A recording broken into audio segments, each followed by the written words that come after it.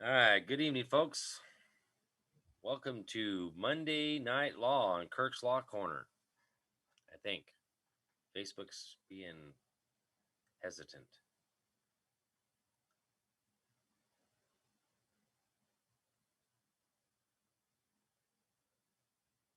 Uh-oh. Might be having some issues on Facebook. What's going on here?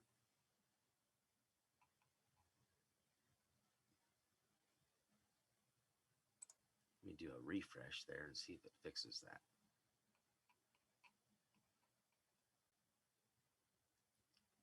that. Okay, I think it fixed it. All right. Well, quite a weekend. Decided to take Friday off. Sorry about that. But honestly, got in here and was like, I don't even know what to talk about tonight. So we decided to take a break. And it was good. So got some exciting news update for things here in Idaho. I'll wait until we get some more people on here. We had some exciting things go on in Ada County, downtown Boise here today, this morning. Actually, I've been up since about 6 o'clock this morning. So it's been a long day already.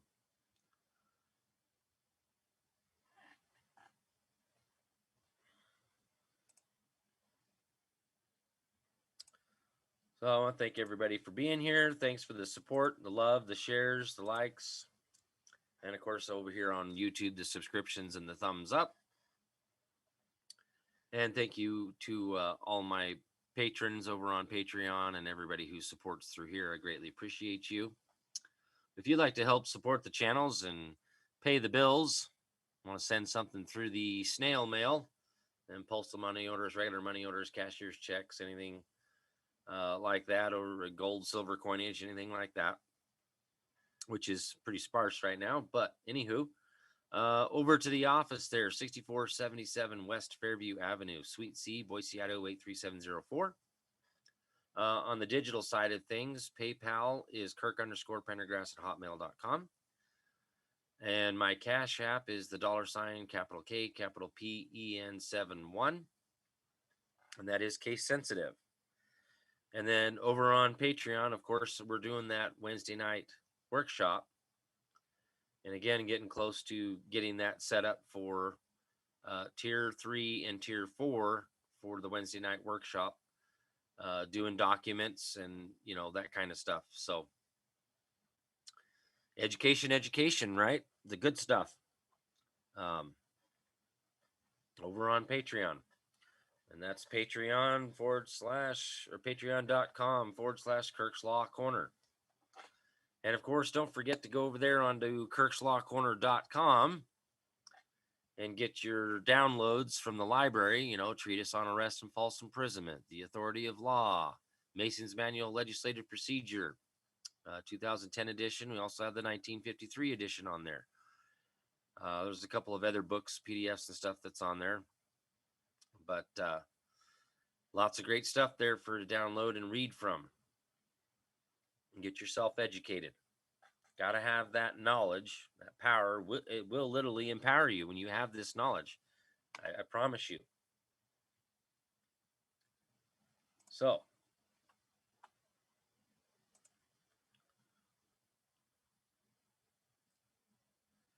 for those of you not aware of Ammon Bundy and the stuff that's been going on here in Idaho since the special session, some of you may have caught that video or two of me at the special session.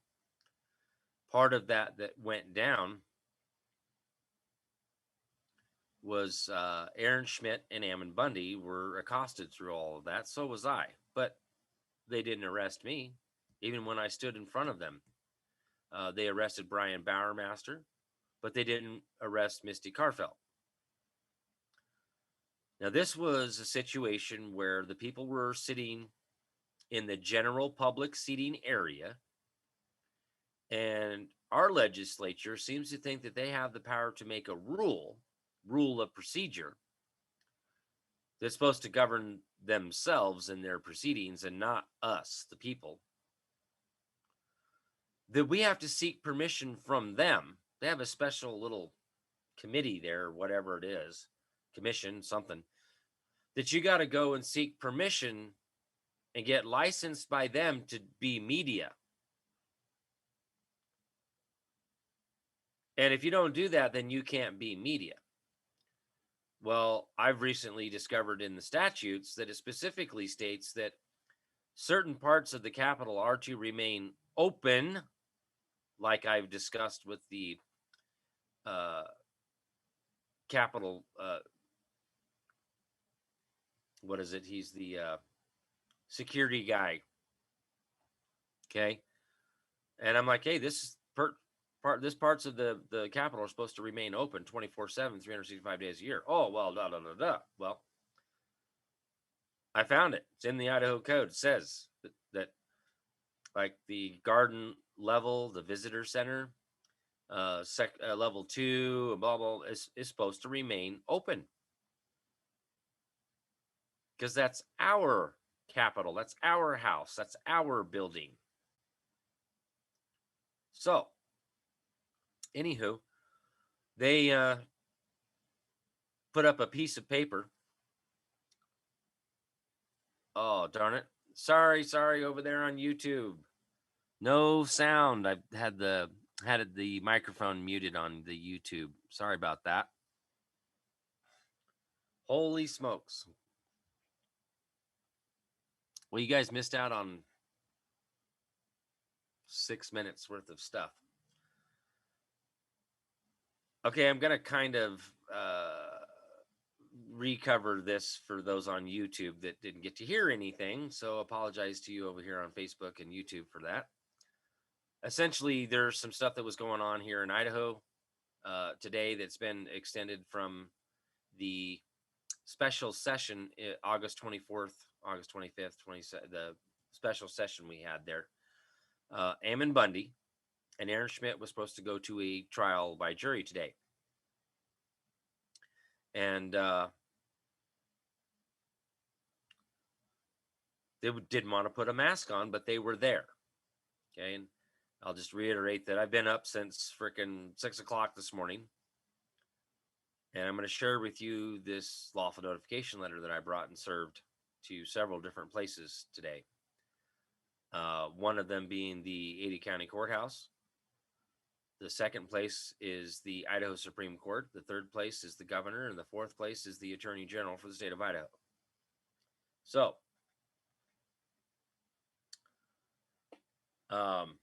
they've been served. But this is all unlawful. Here's the law behind it. Here's your policy that says so.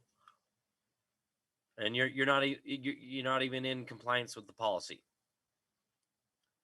So I put everybody on a lawful notification letter, blah, blah, blah, blah.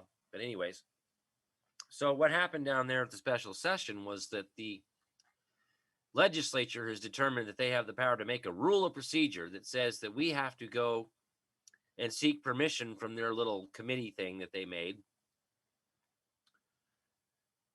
to be media. We have to seek their permission and get a special badge and all this stuff. Well, the last time I checked, Miranda versus Arizona, so we've already gone to the judicial branch and asked this question, and it's been answered. There shall be no rule making that would abrogate the rights of the people.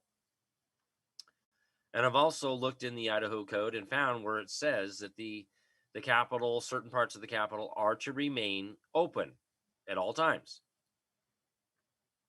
So that Capitol security guy, whatever, that I was talking with, then I informed him of this, and he said, no. Yes, certain parts of the Capitol are to remain open. I've been down there at midnight before. And I didn't think that it would be open, but it was. And you can go into the visitor center, the main floor, garden floor there, and there's all sorts of pictures and history of Idaho in the rotunda down there, and you can wander around in the Capitol all night long.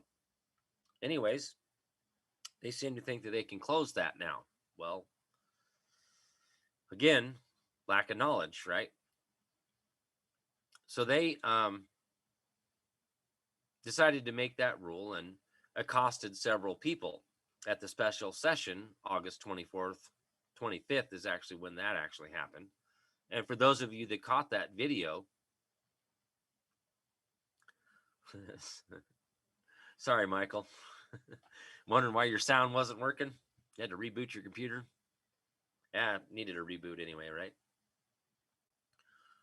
So they think that they can make this rule that says that we have to, seek their permission. Well, I've also found in the statute where it says that the general seating area is off limits to them. They can't regulate that area. They can only regulate on the other side of the bar. Imagine that. Kind of like a territorial jurisdiction. You can make rules of procedure regarding your proceedings on that side of the bar, because the law, what we laid down, ordained, and established as the law, and the law of the land, supersedes your rules of procedure. Your rules of procedure, right? This goes back to Miranda versus Arizona. There shall be no rulemaking that would abrogate the rights of the people. The right of media is the bulwark of liberty, or the right of press, technically speaking, is the proper word, the right of press. So, for those of you that caught the video of me standing up in between the Idaho State Police and Brian Bowermaster and Misty Carfeld, who were sitting in the general public seating area. But they put up a piece of paper that says, oh, media can sit here. No, media is on the other side of the bar. Okay, fine. You want to say that you want to allow mainstream media to have permission to be on the other side of the bar. There's like a whole little open space there on that one side. And my guess is that's set up for media. So I get it. But not on this side of the bar where there's two regular seats sitting there. Yeah, you don't get to regulate where the people sit in the general seating area. Mind your own business and keep your nose where it belongs. I called him out on it. You don't have that lawful authority. Mr. Greg Cheney, committee chairman. That's an usurpation of power, subversion of the law, our rights as the law. You subverted the law. You have arbitrarily made a rule of procedure to regulate our rights, and you have no lawful authority to do that. That's a rule of procedure. Procedure cannot be a source of law, and then you granted yourself power by making a rule of procedure, granting yourself power that's not in the Constitution.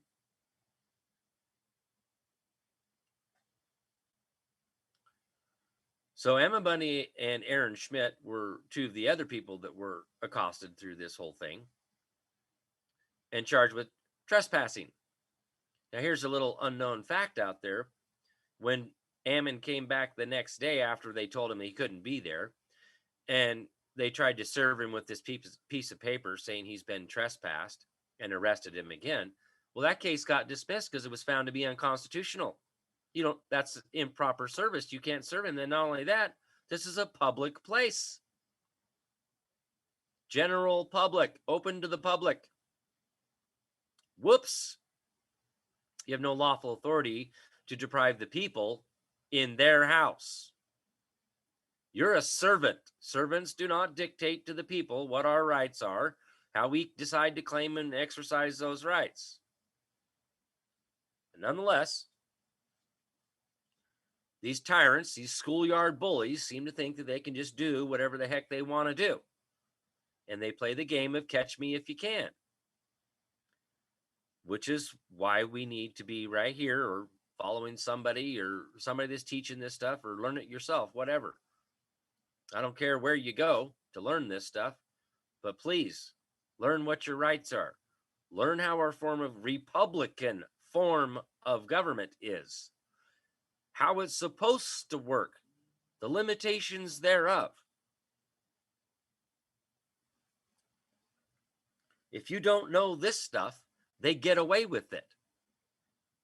And to quote Edmund Burke, the only thing for evil men to prevail is for good men to do nothing. Well, if you don't have this knowledge, you don't have the power. And if you don't know how to wield that power, the knowledge is useless to a certain extent. Because I can tell you right now, I've kicked their butts all over the place, down at the Capitol, at the sheriff's office, Walmart parking lot, all over the place, because I do have this knowledge. So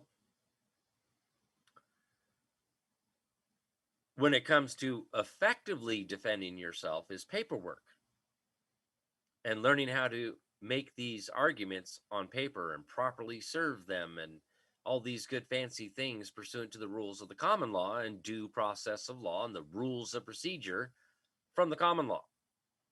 They are following the rules of the common law when it comes to filing documents.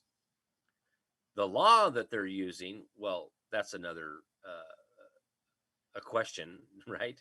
Another whole instance of color of law. The the body, excuse me, the body of law that they're using, like the Idaho Code as a body of law, is not law.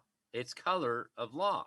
And in fact, it's not even, this is going over Peterson versus Peterson, Idaho Supreme Court 2014. Why is the Idaho Code not the law?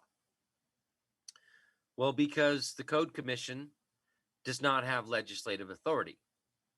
It has to say, be it enacted by the legislature of the state of Idaho. If it does not say that at the top of it, it's not public law. It's not a statute. And it's not code. They're enactments of the legislature. Okay? So this is part of our Republican form of government and the limitations of government. What exactly does the legislature have the power to create? Enactments to pay the bills, to create departments, and limited to 20 in Idaho.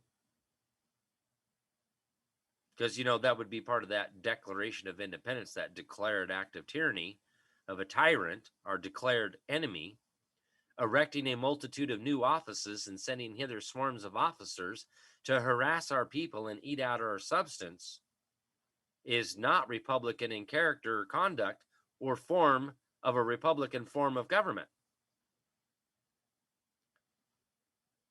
So this is exactly where we're at right now, is they have usurped their powers and created by far, in Idaho, by far way more than 20 departments.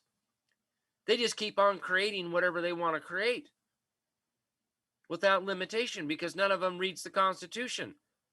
None of them know the limitations of their office. You got to read the instruction manual. And a lot of them haven't even read the Idaho Constitution. So how is it these public servants are public servants bound by oath or affirmation to support this Constitution for something that you've never even read? How in the heck do you know what the scope and authority of that emolument that you're sitting in if you haven't read the instruction manual, the organic act, organic law, the law that creates that seat in government and the limitations thereof? Just blows my mind. Come on, public servants. Read the darn thing. Read the instruction manual. Follow the law. That's the law.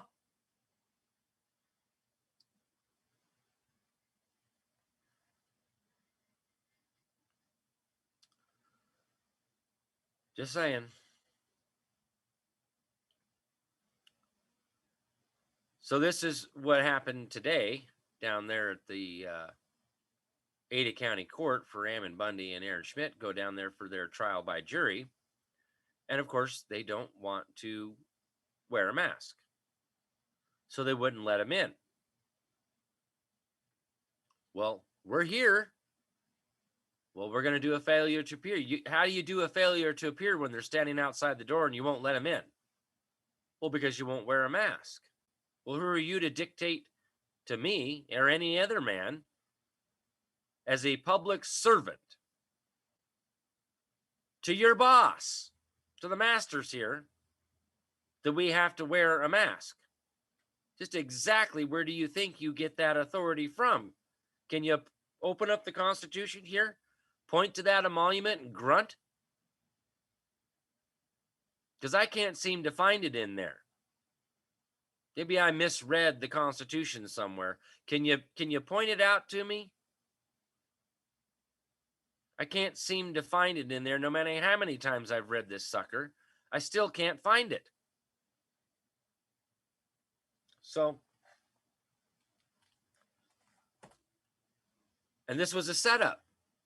Check this out. They bring in mainstream media, Channel 7 News, get all set up outside. Then they bring in this woman who starts hooting and hollering about how she's so upset because she can't get in there and get her marriage license because of all these protesters shut down the court. How convenient, huh? Trying to paint that this is propaganda, right? Fake news. Come on, woman. Since when do you need to seek permission from government to get married? Why would you enter into a contract with the state and the terms and conditions of that contract is family law and the family rules of procedure and all the shit made up that comes underneath of it? Why would you willfully enter into that contract? Because we've been dumbed down and we literally have been taught that, well, we got to go get this marriage license. You can't license a right. That's Murdoch versus Pennsylvania. You cannot convert a right into a privilege, license it, and attach a fee to it. Marriage is a religious act because marriage comes from the Bible. The maxim of law here, the law speaks to all with one mouth. Whose mouth would that be? Hate to be the bearer of bad news for some people, but that's God's mouth, because God is the one who spoke all things into being. Unless somebody's got some evidence to the contrary, I'm going to have that faith of a mustard seed and believe that there is a God, and that he created all things. It's the only logical and reasonable way to think. I mean, how else would this all come into being? And then how's it so perfect of an environment for different things, mammals, and I mean, for everything to live, there's certain things that have to be in the air for us to be able to breathe correctly and survive. I mean, down to a freaking nano, right? It's that perfect. I mean, I'm a perfectionist, and I create things, but I ain't that perfect. Okay. So anyway, unless you got some evidence to the contrary, that's what I'm going with. So, being that God spoke this all into being, he laid down the law and said that marriage is a sacred vow between a man and a woman unto God till death do you part. And because that's a practice of religion, that's off limits to government. That's outside of the sphere of governmental control. That's none of your business. Stick to what business was delegated, interstate and foreign commerce. Okay?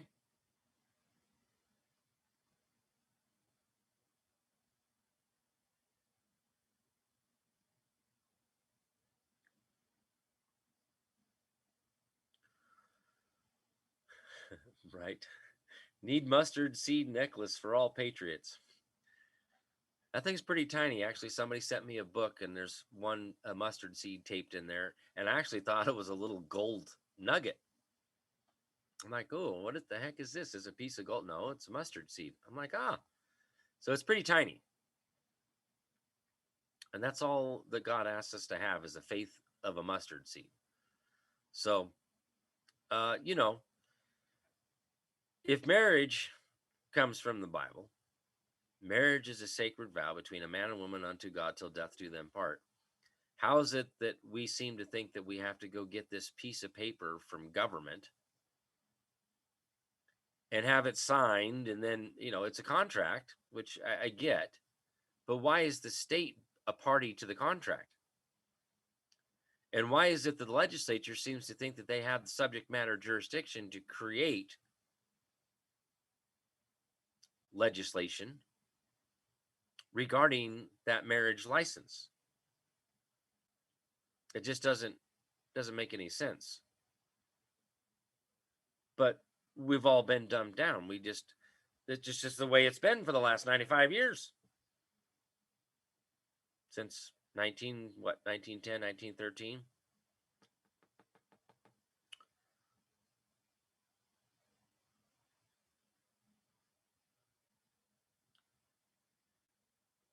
It's, I don't know, it just blows my mind. So anyways, the propaganda here, she comes in there and starts yelling and screaming about how she can't get her marriage license because all this is going on. And what a perfect timing that all of a sudden these officers come out of the building, and they're sheriff's deputies and Boise City Police, no Idaho State Police. I wonder what's going on there. And then they push the people around in the group outside that are standing there wanting to get in. So they are the ones that come out and start being the bullies and start pushing people around, and then grab Ammon Bundy and Aaron Schmidt and drag them inside without a mask on. But wait, they couldn't come in there a minute ago. But now, because you're a schoolyard bully, you guys think you could come out there and commit aggravated battery on the people and kidnap two men and drag them inside. Does anybody else of sound mind, possessing logic and reason here, think that that's okay? In our civilized society, that's okay to do. One man ends up going to the hospital because they knocked him down to the ground, and I don't know exactly what happened to him, but he left in an ambulance.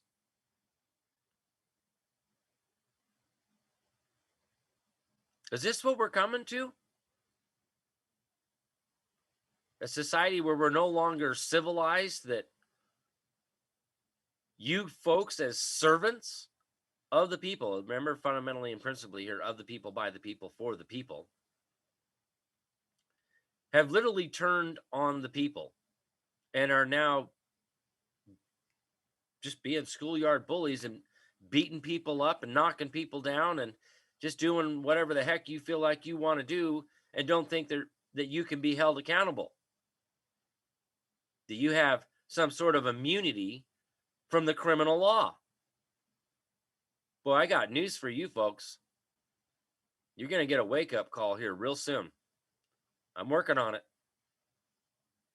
I've already put the Ada County Sheriff's Office on notice back on December 24th. What were you doing down there at the Ada County courthouse today? I already put you on notice this was all unlawful. That's not good.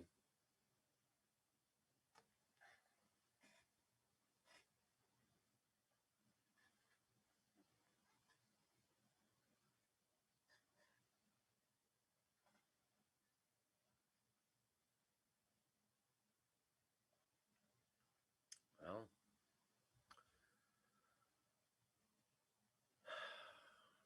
I know. Comment out here on Facebook. I was already told 2 years ago if I mentioned emoluments, stipends, or subsidies, they would throw me in jail. Chris and I talked about this. It's pretty crazy.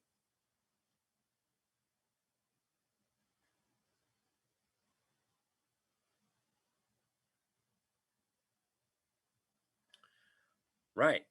And that's exactly what I said earlier, was the comment out here on YouTube. The arrest they make is an attempt at showing strength and authority, but it only shows us how weak they are. So essentially what I'm saying is close to that, is that the reason why they're doing that is to show force. So if you act like this is how you're going to get treated. And until we learn how to fight back with paperwork, I'm not talking about physically, because God tells us to turn the other cheek. Okay? We can't control them, but we can sure hold them accountable. We just have to tell on them. When are people going to get tired of this and start telling on them? I'm tired of it. I'm starting to tell on them.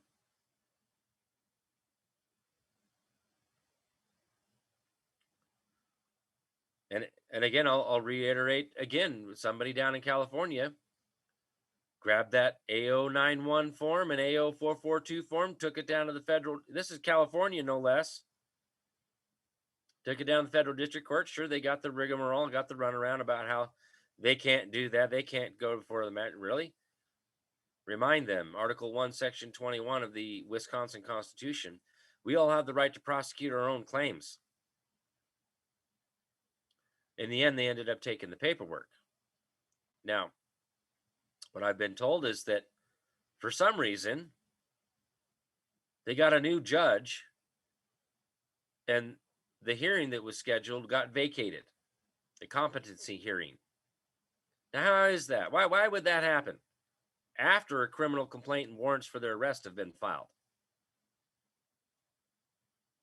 Now, here's what I want to reiterate again, is that when we do this stuff, they're not going to contact us and let us know what they're doing. And in fact, under the False Claims Act, which Christopher Hallett cited in his original practitioner's judicial report, and how this all got started was under the False Claims Act, says you got to file a formal written complaint, and that 30 days, got to give them 30 days, and at 30 days they may determine that they need another 30 days, but they'll contact you and let you know, hey, hey, we need another 30 days to do some further investigation. Oh, by the way, do you have this paperwork? Do you have any evidence of this, that you've stated in your complaint? But nonetheless, at the end of the 60 days, they essentially have to tell you whether they're going to prosecute or not going to prosecute, or, hey, well, you know what? We're close to deciding. We need another 30 days. But at the 60-day mark, they're actually supposed to tell you whether they are prosecuting. But if they're contacting you to let you know that they're not going to prosecute on your behalf. But as it is written in the False Claims Act, you still retain the right to prosecute your own claims. Imagine that. Right in the United States Code under the False Claims Act, that they cannot deny you your right to prosecute your own claims. So, if you do this and you don't hear anything back, that's actually good news. I know it's totally opposite from what we would normally think. It's like, well, why aren't they telling me what's going on? Why aren't they letting me know?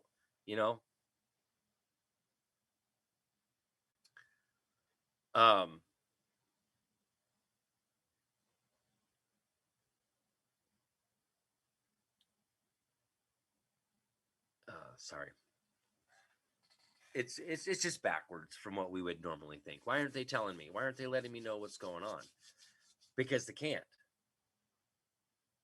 Right? This is supposed to remain in the private. And this is another part of the False Claims Act there. It actually talks about how you're not supposed to publish things out here. Right? This is part of the reason why I don't use names and give. That's why Chris and I both never really gave any intimate details about what's really going on until after. Okay. And for those that out there that are like, Oh, well, can you give me a case number? Can you tell me so I can verify it? What do you think I'm lying to you? Come on. No. I don't even have a case number. Okay? But this is how it works. And if you try it, you'll get to experience it firsthand for yourself. And so you'll be able to answer that question for yourself is, well, can you give me a case number? Well, did you get a case number? When you file the criminal complaints? No, you don't get a case number. You're not going to see this. It's just the way they work, okay? But afterwards, because remember, you're the accuser. Some point in time, unless they take some sort of a plea bargain, you're going to have to testify.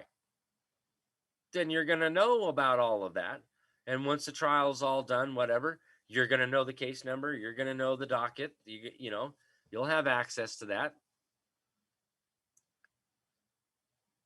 But what happens if what's going on right now is we're telling on them, and certain people like U.S. Marshals might be going in there and arresting these people and taking them over through the military tribunals. You'll never see a case number. You'll never see it again. You'll never see them again either. They're gone. Because somebody had the courage and the strength to stand up against these bullies and tell on them. Now, if you don't want to do it that way, there is another route to go, and that's through the Attorney General's office website. Now, I've showed this before. Let me see if I can.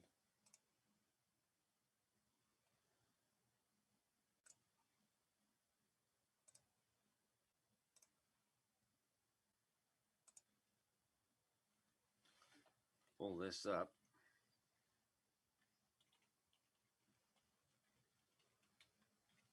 Just Google search Idaho Attorney General Lawrence Wasden. Yep.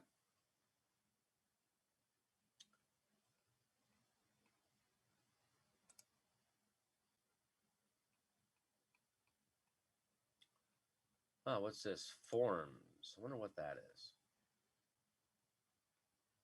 What's this? Consumer protection. File consumer complaint.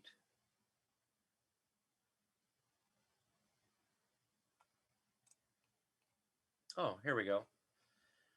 I would like to please make a selection. I'd like to file a complaint. Public corruption complaint. Now, there's some reading here that says, hey, I'm limited in my scope and authority. Before filling out the form, please read the following sections carefully. Idaho Code 31-2002. County prosecuting attorneys and county sheriffs have primary responsibility for enforcing Idaho criminal law. Really? The county sheriffs? Why doesn't it say city police? As a rule, the Attorney General may investigate and prosecute cases at the county level only when a statute grants the Attorney General concurrent jurisdiction or when local authorities request assistance for a specific case. However, Idaho Code blah, blah, blah gives the Attorney General the authority to investigate alleged violations of state criminal law by elected county officials and who are acting in their official capacity. A complaint must meet all three of these criteria for the Office of the Attorney General to investigate. Now, here's what happened in Ohio.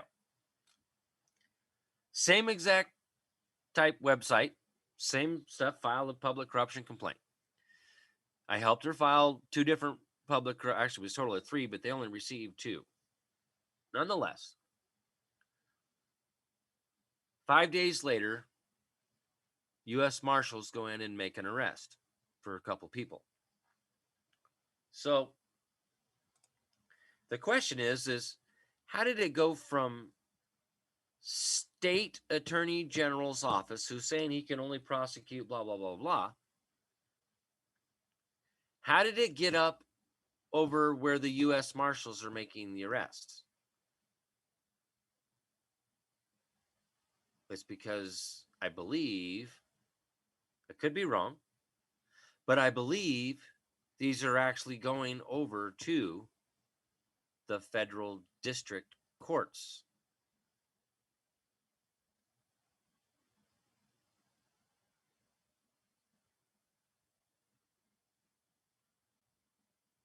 Okay. So now we've got two instances. Now, I haven't been able to confirm that whether the alleged judge was arrested, but let's use a little bit of logic and reason here. A criminal complaint, a warrant for their arrest was filed. Then all of a sudden, the judge comes up missing off the case. A new judge comes in, and the competency hearing has been vacated.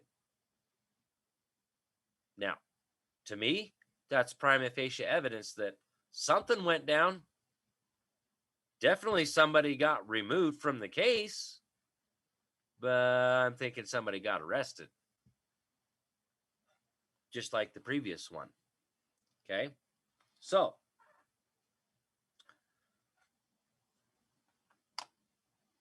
this is the other option. Filing a public corruption complaint with the attorney through the Attorney General's office. He's supposed to, upon completion of an investigation into such allegations, the Attorney General may issue a finding that no further action is necessary. B, prescribe training or other non-judicial remedies not involving the filing of criminal charges, or conduct further investigation and retain the matter for prosecution.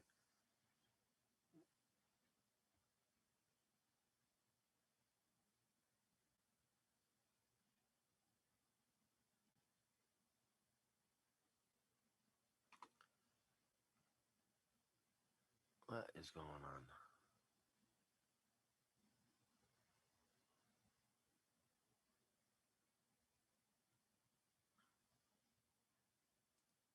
Well, let's do this.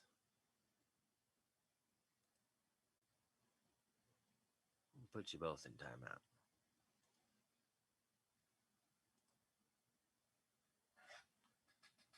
So, this is there for us to use. Okay, this is a way we can tell on them.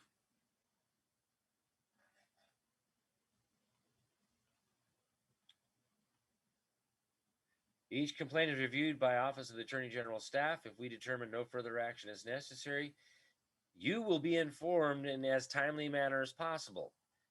If further action is necessary, a response may be delayed. In order to maintain the integrity and fairness of the legal process, our office does not comment on pending investigations, and we are unable to provide any information until an investigation and related legal proceedings are completed.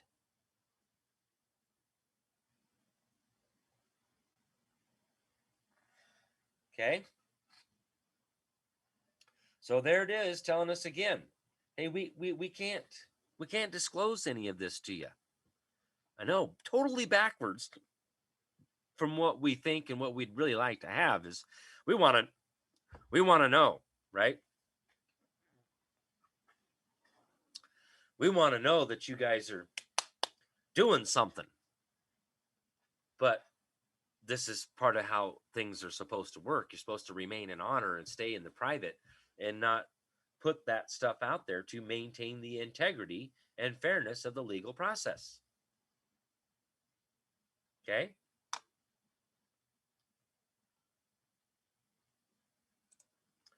Pursuant to Idaho's public record laws, any complaint, form, or associated documents become public records when submitted to this office. This office may be required to disclose such documents if requested. All documents submitted become the property of this office. Original submissions will not be returned, so please send only copies of your documents if you desire to retain the original. So if you've got evidence and you have some original documents, make copies and keep your originals and send copies in with your complaint. Or if they hit you up and they call you up and ask you, right, hey, do you have the documents on this? Do you have the evidence for this? Oh, yeah, sure. Let me get you, you know, that's just how it works, right? You got to have evidence to support your claims.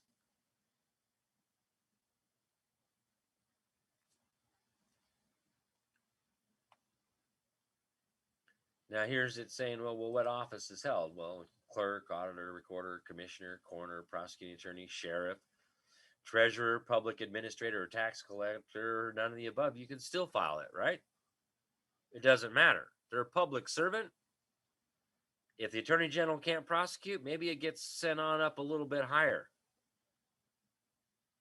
But see, look, all who's involved here.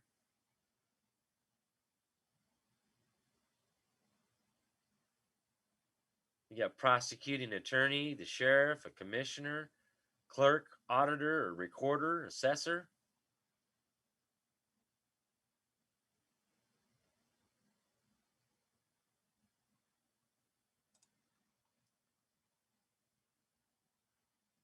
So, you know, there it is.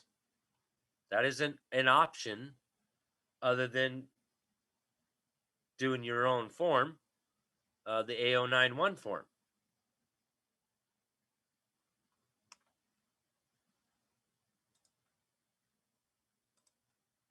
So, it's pretty much up to you what you want to do there. Do you want to do the A091 form, criminal complaint form, and take it down to the federal district court and get it filed there? Or you want to just do it like that? The one in Ohio, we did it that way. The one in California, we did it the other way. Both has appeared to have the same results in a very short time frame window, within a week. Ohio is 5 days, and with California was within a week. Squeaky wheel gets the grease, guys and gals. So it's up to us to do this. We have to tell on them. They don't know who the corrupt bad actors are unless we tell on them. Put them, hey, I'm telling on these people. Again, to quote Edmund Burke, the only thing for evil men to prevail is for good men to do nothing. If you're going to just sit around and bitch and complain about how corrupt things are and how you're being treated, but don't want to file a criminal complaint against them and go tell on them, but I mean, what do you expect other people to do?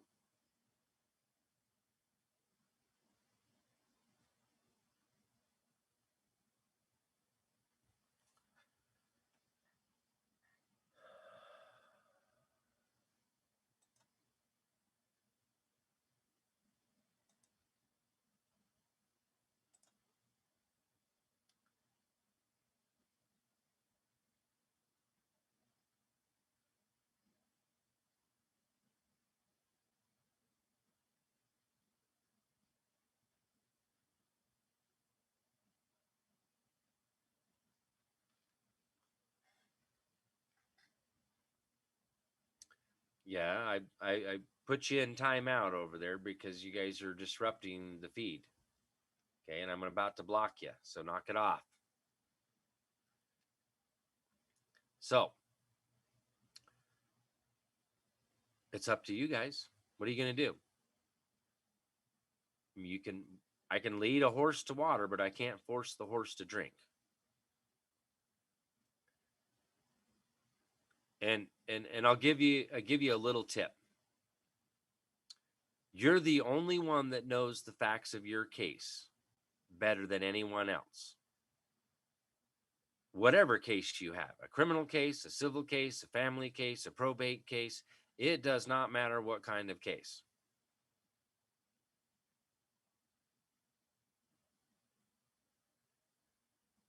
Take your documents that you do have, get a complete copy of the entire record, right? If you're missing some documents, put them in a chronological order of things of who did what, where, and when, those documents.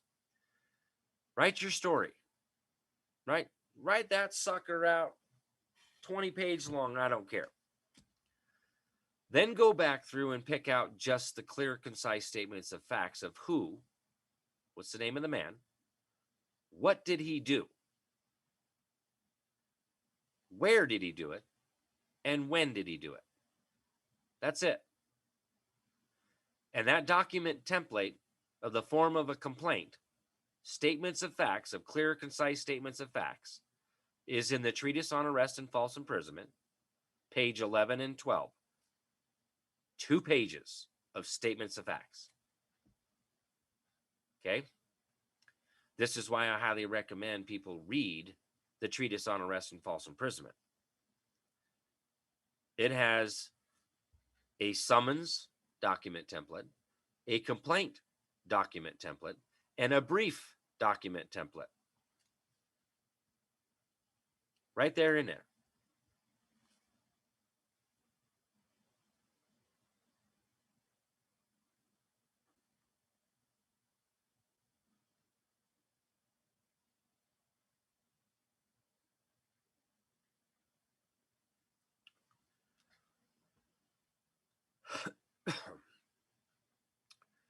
But that's the best way I can help you guys, is to, part of like some psychological sides of things is writing it out sometimes helps.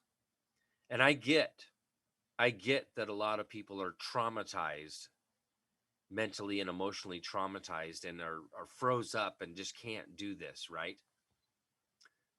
And feeling helpless and don't know what to do. This is about the easiest way to do it. Online complaint. Put it together. Tell on them, right? Who did what, where, and when in a chronological order of things. Start from the beginning and itemize each man, what they did, right? And again, keep in mind, it's about exactly what they did. No, don't say like, oh, he violated my rights. No.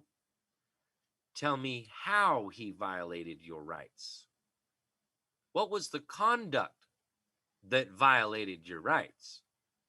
Because the conduct will tell me or anybody else looking at your paperwork what right was violated. Their conduct dictates what it is that violated you. So that's what they need to read. What did the man actually do? Don't talk about your feelings.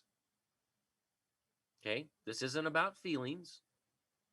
This is about the actual conduct that the man took, what the man did. What did he do? And if you can grasp these simple concepts of just who did what, where, and when, you'll be a lot more successful at filing these things. Like Chris and I used to say, less is more. And it even talks about it in the rules of procedure and stuff like that, filing the complaint. Clear, concise statements of facts. Okay. The sun rose at 6:30 a.m. on March 15th, 2021. Oh, it was so warm and beautiful. No, just give me the facts. I don't care whether it was warm or whatever else was. Just give me the facts. What time did the sun come up? Okay. So hopefully some of you that have a hard time with this, are getting a little bit of reassurance and some encouragement to do this. We, the people, need more people to step up and start filing criminal complaints against these people. This is what's going to get them removed from duty. This is what gets them fired at a bare minimum, right? Some will go to prison. Some will go to prison for a long time. And depending on how bad it is, some of them might be executed. Okay? So it's up to us to do it, though.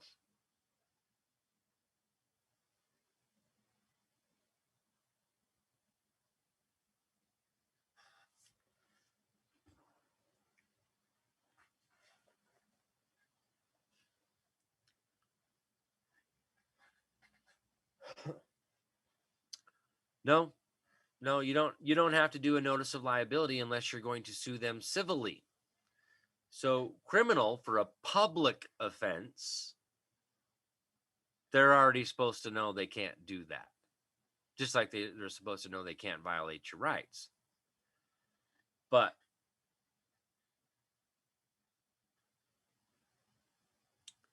this is, this is stuff that you folks are going to have to do, right? I'm not available to really help other people with their cases.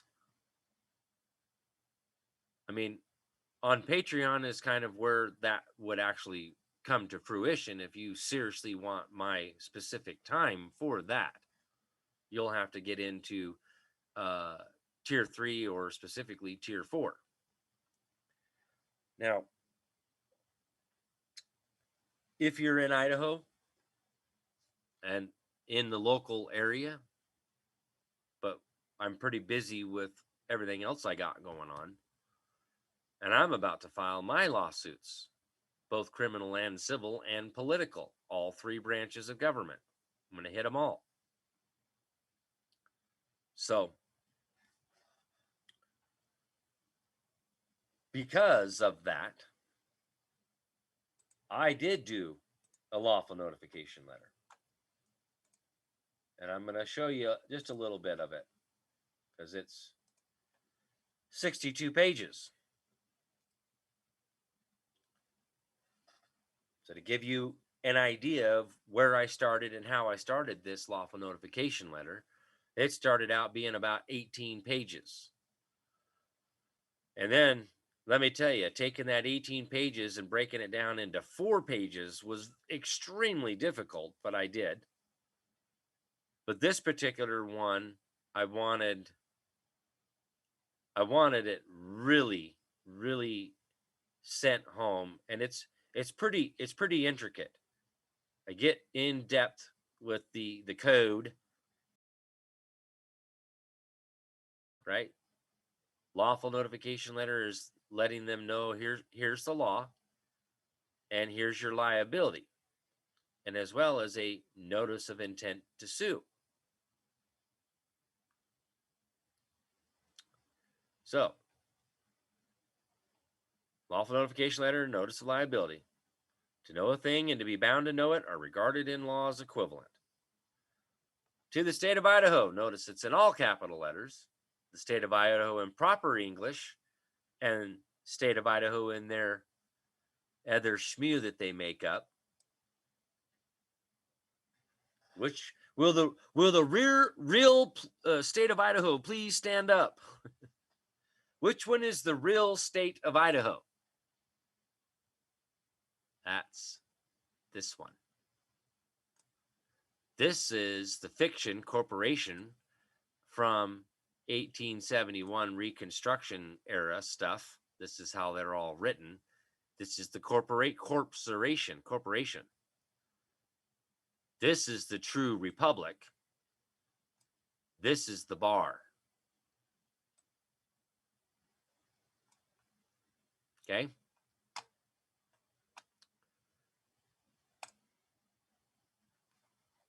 And any political subdivision thereof. Notice to agent is notice to principal. Notice to principal is notice to agent. This notice requires your written response and is notice of intent to sue and to give opportunity to correct the errors of the de facto corporations, departments, agencies, entities, individuals, members, and all others that are in direct violation of natural, civil, or political rights. People of Idaho have been unlawfully deprived of their rights without due process of law under color of official right and color of law. All corporations are hereby given notice to cease and desist all trespass of the law, or we will pursue lawful actions against the individuals in their individual and or official capacity and or the corporate entity's business license and or bonds.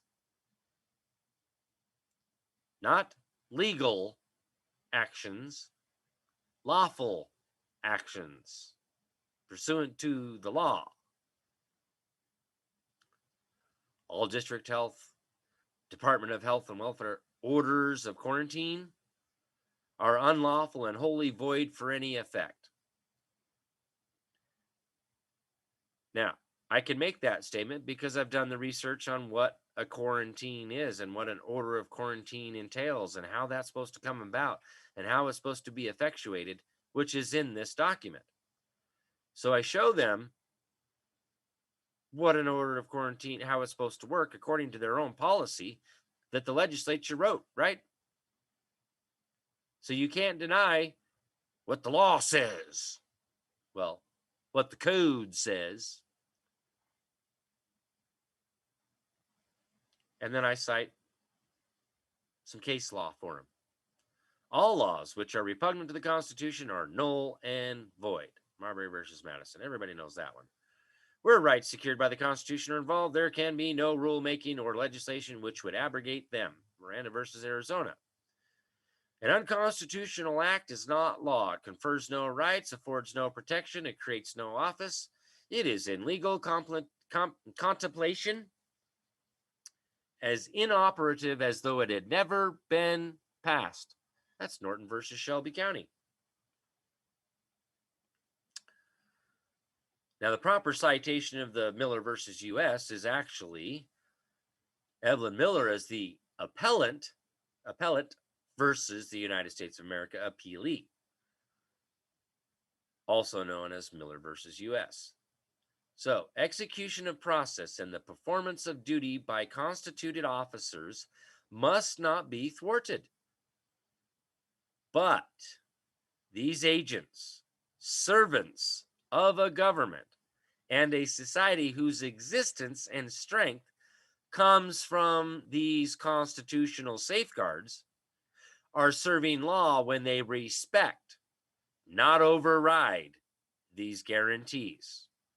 The claim and exercise of a constitutional right cannot thus be converted into a crime. Now, this is where I go into natural disaster versus quarantine. And I laid this all out. Natural disaster has to do with earthquakes and volcanoes and, hurricanes and tsunamis and waves and da-da-da-da-da.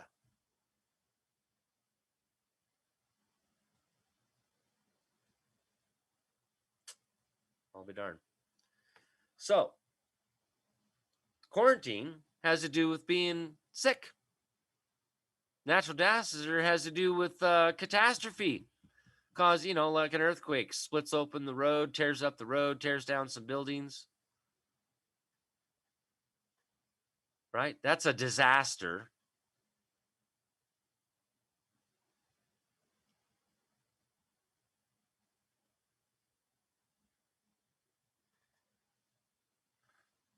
So there is a clear distinction between a natural disaster, catastrophe, and a communicable disease, because there's no loss of property. We don't have any damages to property. We don't have buildings being destroyed by an earthquake, a volcano, or a water wave, a tsunami, a hurricane. Where's the damaged property? Well, there isn't any. But it's a disaster. It's an emergency. We're in a state of emergency. Oh my gosh, there's people dying all over the place. Well, of course, there's people dying all the time. I'm still blown away at the fact that, statistically speaking, we have over 500,000 children that come up missing from state custody every year. Just exactly How is that not a pandemic? 500,000 children a year come up missing from state custody. This is where CPS, social workers, whatever you want to call them, come in and unlawfully seize your children without a warrant, without lawful authority, and put them into foster care or into the system, whatever, and they just disappear. How is that? A year. 500,000 children a year. Maybe even more. How many are they not reporting that have come up missing? That's way more than allegedly died from this novel coronavirus, is it not? And this has been happening for how long? And there's no pandemic or epidemic or any kind of state of emergency here for 500,000 children a year come up missing, or 800,000 children a year coming up missing. Pardon me, it's 800,000 children. This is what the statistics have been put out there.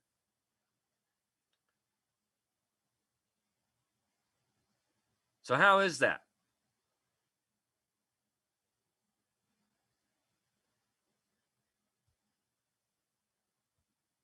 I think we got our priorities mixed up. We're more worried about some alleged freaking common cold virus over children, over sick pedophiles.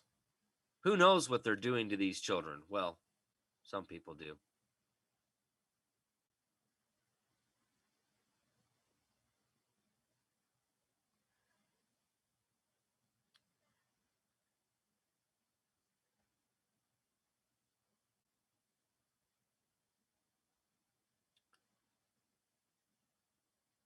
I just that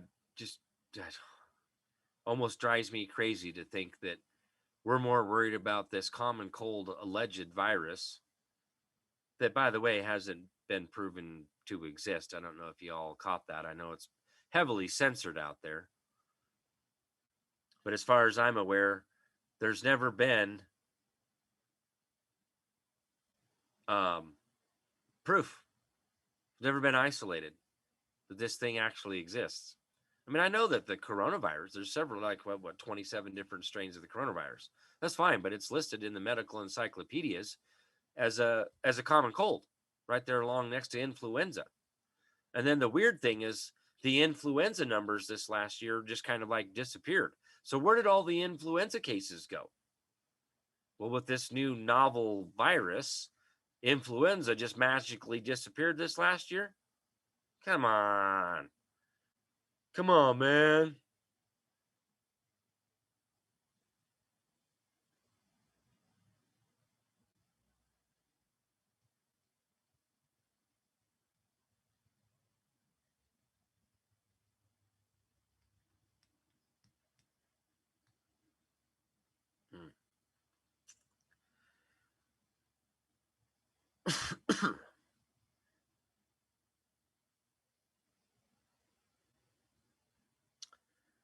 I know. I truly believe that too, Amber, that they have all their crimes on servers. They cannot stop what is coming from them regarding the crimes against our children. And it's not just our children, folks.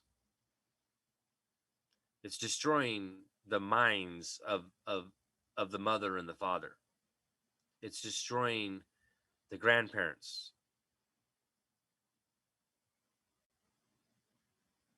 This is psychological warfare.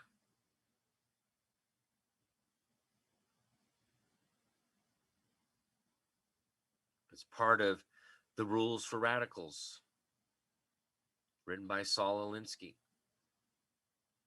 to destroy the families, to come in and take over the health and take over the education. Because they know, technically speaking, they can't just come in here by brute force and take us down. We're way too heavily armed. I mean, we by far in America, the amount of people that own arms by far outnumber multiple different nations and countries armies by far.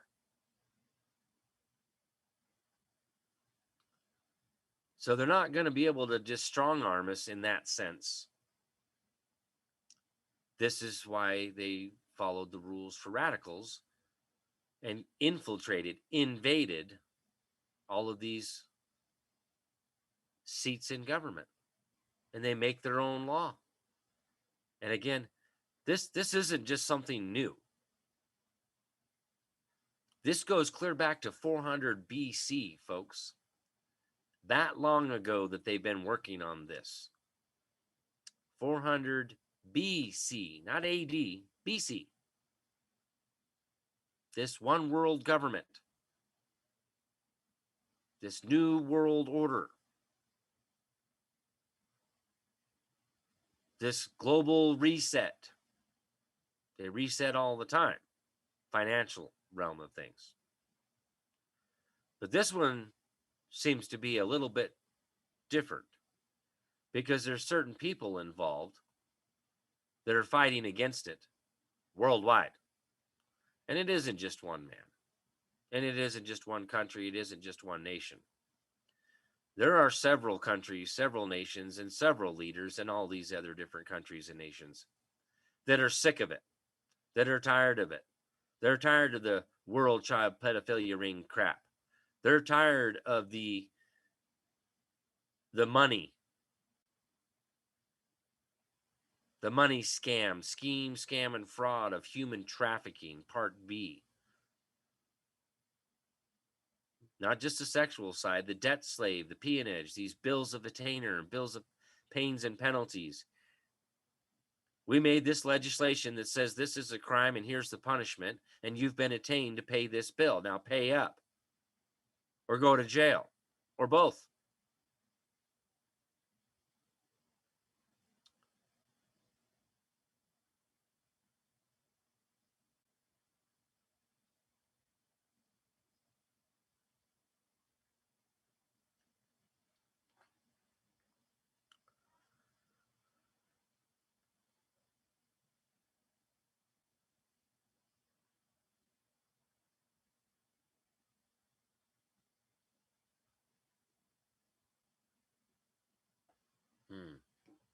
Yeah. Between the bar and the CCP, what is not infiltrated globally? Exactly.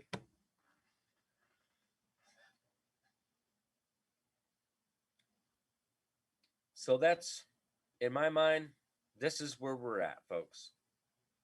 We're in a world of hurt, pain, corruption, serious human rights violations, human trafficking, both part A and B, and corruption. And I believe Trump is one of the men that is doing something about it. But we need to do our part. We need more and more and more and more people to, at a bare minimum, start filing criminal complaints. Getting these people arrested, getting them off the bench, prosecutors, judges that are corrupt. They're involved in this human trafficking, both part A and B.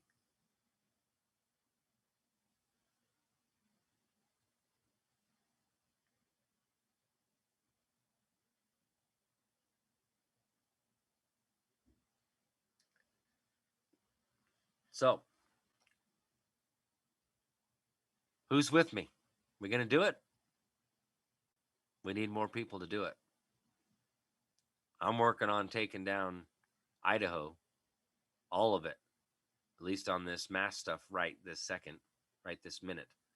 My team and I have been working on this for 3 months. It's a lot of work, I know. And I'm very thankful for the people that have come together and joined me in this endeavor and sacrificed their time to make this all happen. And I've told them, they know. I'm very grateful for them. but I'll say it again right here, right now. I'm very grateful for these people. I'm very proud of them.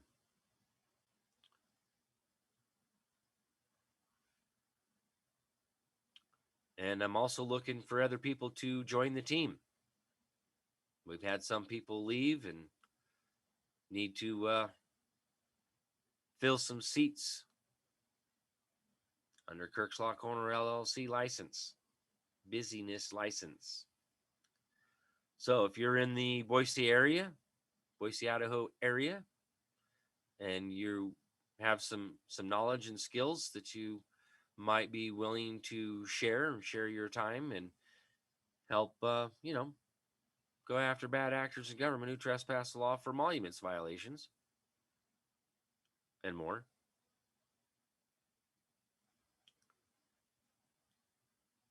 I'd be happy to talk with you. Right? So I gave you a little tidbit there, taste of the very beginning part of the lawful notification letter, but that's if you're going to sue civilly. But I also have another part of this is in hopes that they read this and realize, oh crap, we have done wrong. This isn't right. We're not. Yeah, I don't. Maybe it's wishful thinking that somebody will actually read it and go, oh yeah, we're in the wrong here. We got to fix this.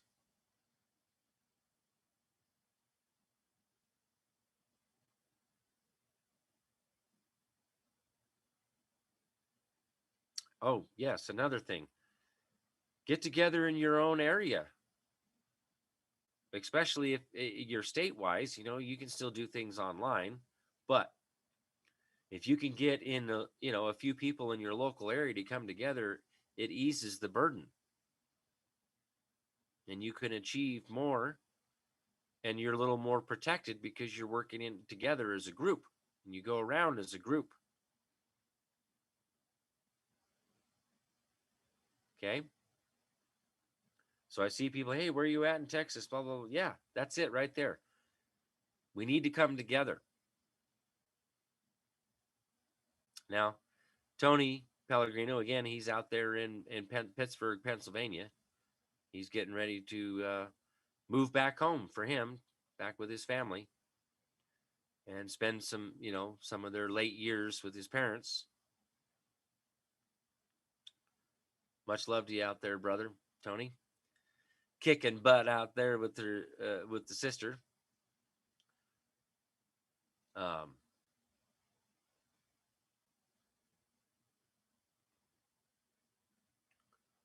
But for those of you out there might want to contact Tony, get with him out there in Pittsburgh, Pennsylvania. But there's people starting to do things in a few different states, and I'm not talking about the AVR stuff. I'm talking about real stuff, going after bad actors, right? There's a few people out of California that have grouped together. That's right. Strength in numbers. Multitude of counsel.